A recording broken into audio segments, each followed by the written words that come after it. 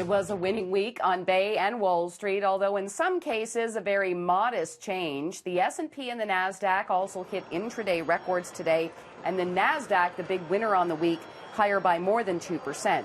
Now, earnings mostly on investors' radar today, although the latest GDP data in the U.S. came in a little better than expected, though it was down by about 1% from the first quarter. The U.S. president is blaming the Fed for the drop, while economic advisor Larry Kudlow is blaming a high U.S. dollar.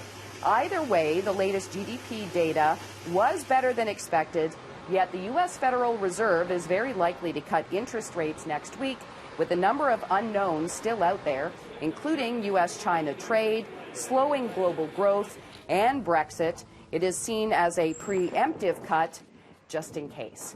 A healthy gain for shares in Canntrust today after a brutal couple of weeks. It jumped by more than 10%, but is still down by more than 50% this year after Health Canada found the company had been growing pot in unlicensed rooms at one facility. Now, the cannabis company announced last night it fired the CEO, and it also requested and received the resignation of the chairman.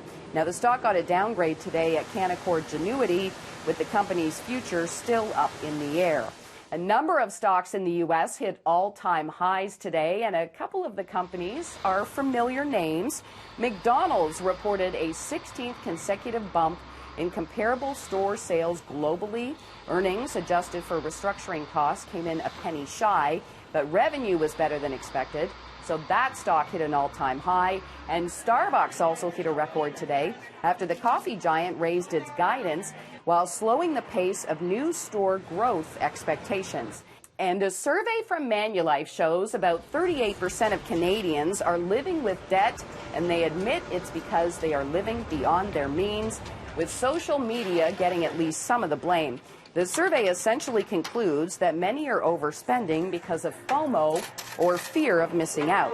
The vast majority also say they carry a balance on their credit card each month, and about a fifth say they can't seem to break the debt habit. And debt is especially a factor for millennials. From the 680 News Business Center, I'm Kris McCusker.